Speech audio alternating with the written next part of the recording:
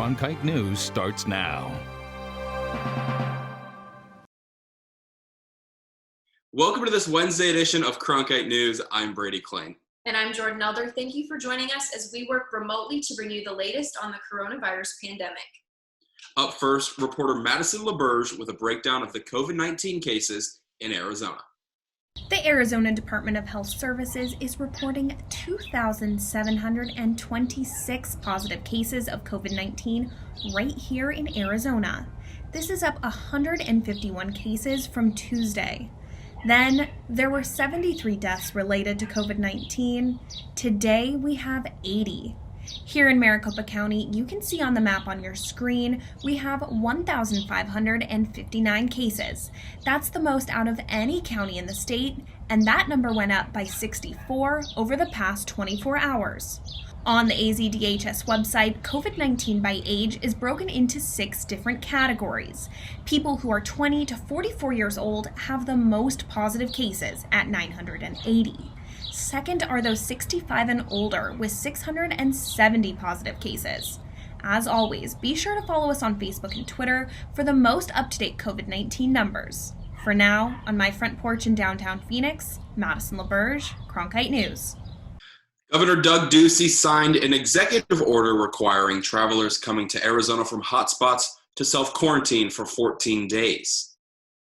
The order, which goes into effect Thursday, recognizes New York, Connecticut, and New Jersey as states of high risk. The CDC issued a travel advisory for these states in March. The executive order also states any person who violates the self-quarantine may be charged with a misdemeanor or a fine up to $2,500. The order will last until the state of health emergency expires. I'm doing everything responsible to make certain that Arizona navigates through this crisis with the least amount of infection and loss possible. The return of sports might be closer than we think. Over the last few days, Major League Baseball has been discussing starting to play in May, but not all across the country, just here in Arizona. Cronkite News reporter Kirsten Corns gives us an update on the plans. While the coronavirus continues to spread worldwide, there is a glimmer of hope for sports fans. Over the past few days, Major League Baseball has been discussing potential plans to resume play, such as having all 30 teams play in empty Arizona ballparks as early as next month. It seems a little far-fetched to bring in, 30 teams with the personnel and everything. It's about 100 people per team. And you're talking about all these players coming from different states, different countries, and now being in isolation. It is a complex plan for sure, a plan that poses fear to players, staff, and media.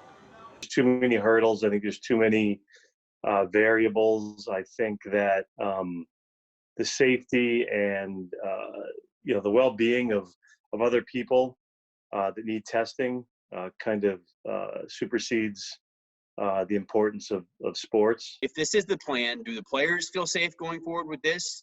Do the coaches feel safe? Do the media feel safe? Do the umpires feel safe? And I think it's a big if.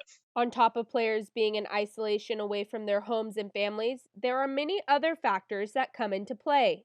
Who's going to pay for all this? There's also the issue of the finances, where if there's no fans in the crowd, it means there's about a third less revenue, the owners say. The players would like to get paid full salary, at least prorated, on the games they missed, but they don't want to take a third off the top of that. Can you guarantee that every player that takes the field is not carrying the virus, not without really widespread testing, which we don't have right now? Additionally, health concerns surround where the players would stay, leading to the fear of putting hotel staff at risk. John Erickson, the director of sales and marketing at the Sheraton in downtown Phoenix, stated, "Our first concern is the safety and health of our staff and guests, and steps are already being taken to keep everyone a part of this plan safe." We are working with our national partners, the American Hotel and Lodging Association, on a program called Hospitality for Hope. And what it is a database of where hotels can go and register their properties to be considered, and it pairs them with our state, local, state, and federal officials and the healthcare community to basically match make properties with healthcare needs. So although this would be Major League Baseball and sports, these healthcare requirements and the things that would need to be considered going into housing anybody would definitely be front of mind. While no official decision has yet been made, Major League Baseball released a statement Tuesday morning stating, "While we have discussed the idea of staging games at one location as one potential option, we have not settled on that option or developed a detailed plan. But there are other plans in the works." Has talked about the possibility of having a major league tournament. So you play in September, October, November, almost like a March Madness type thing. Say a November Madness for baseball, where everybody's in a tournament. The teams play the highest seeds, play the lowest seeds, sort of thing, just like basketball. In Phoenix, Kirsten Corns, Cronkite News. Several holidays are coming up, like Easter, Ramadan, and Passover, but during quarantine, it could be hard for people to celebrate their respective religions. Some are moving things online and celebrating virtually, while others still plan to get together in person. So we want to hear from you now. How do you think people should celebrate their holiday with current social distancing restrictions in order? Just go to our Cronkite News Facebook page to join the conversation. There could be a huge drop in temps across Arizona starting tonight. Our very own Jordan Evans is tracking this storm system that's moving into Arizona. Jordan? Well, tracking your forecast from home, I'm Jordan Evans here with Cronkite Weather, and as we continue to practice social distancing here at Cronkite News, bringing you the forecast from my living room once again. But those winds, has that been the big story today? If you were outside social distancing yourself, those winds, you probably felt them. 20 to 30 mile per hour gusts is what we've been seeing across south central Arizona. And that's going to be the case heading into the rest of the evening tonight before things begin to back off heading into the day tomorrow and into Friday. And that's all thanks to that cold front coming through. So here it is. In fact, it's already pushed through the valley. We're getting those winds starting to change out of the west now. And that's going to continue to lift up to our northeast overnight tonight.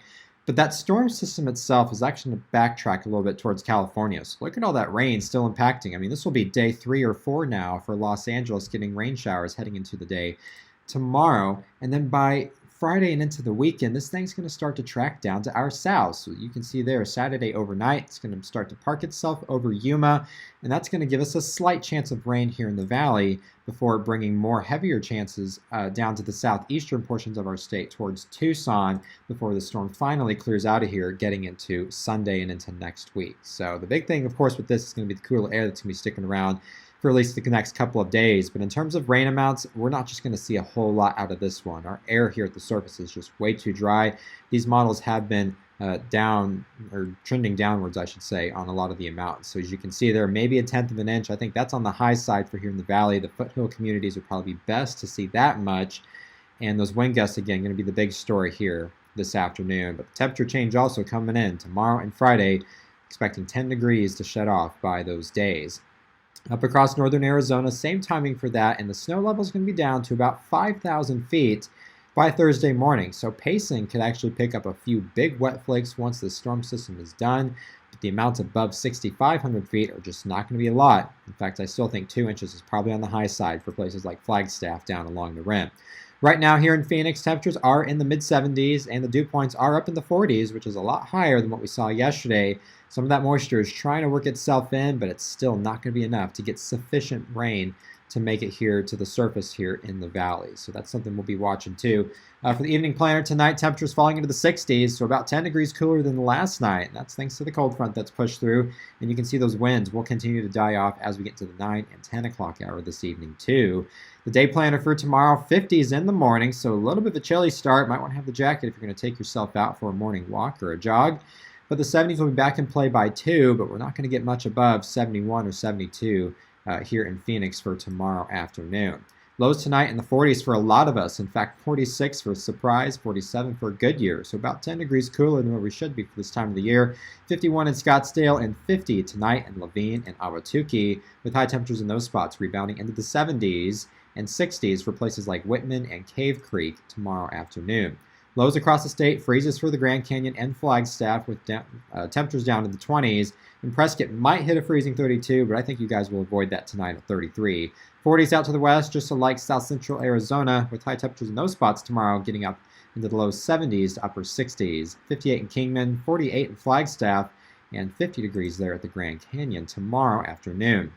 Here's the 8-day forecast for the valley. 73 for tomorrow, 70 for Friday, so that's about 13 degrees cooler than where we should be this time of year, with some clouds coming out of that storm system as it slides down to our south. Slight chances for rain again Friday night into Saturday morning. We get a break again on Sunday, and then another weak disturbance will track up to our north heading into Monday, and that's still pretty unclear with what that's going to bring us, but I still think we'll get a slight drop in temperatures, maybe an isolated shower, but I think the best chances for rain will be up across northern Arizona as we get into Monday, and temperatures will rebound back into the 80s as we get into next week. But talking about temperatures, look at the next 6 to 10 days. This would be April 14th through the 18th, and the Climate Prediction Center is suggesting that majority of the lower 48 is going to be below average. In fact, you could call this maybe a springtime polar vortex. We're not talking about below zero temperatures for those spots, but still going to be pretty chilly for the month of April for most of the country. That does include us, so I think over this time period, we'll see temperatures right around normal or slightly below normal,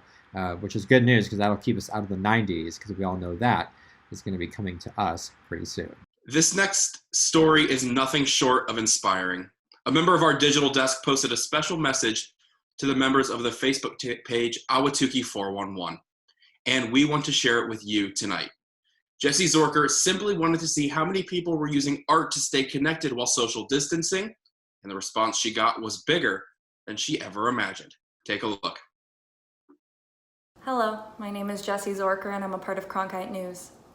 Every single day we have a morning meeting to talk about the stories that we're doing and the stories that we could be doing. So one of the mornings we were talking about what are the communities doing to stay connected and to stay together.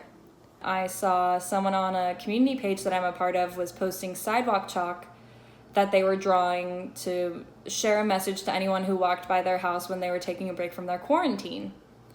So I made a post on the community page saying, "Hi, I am a reporter with Cronkite News.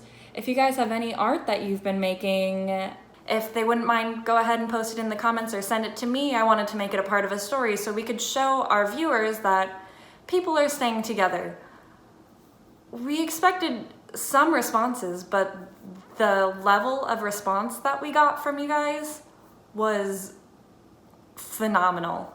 Within the first few days, we got over 270 comments of people either posting their art or tagging a friend saying, "Hey, you should show her. Hey, you should send her a message." And I also got 20 private messages and an email all showing me how you guys are choosing to stay together as a community. The response from the people we reached out to showed more than any of the art just how caring and compassionate people are during this time of isolation. Every single piece of art tells a different story.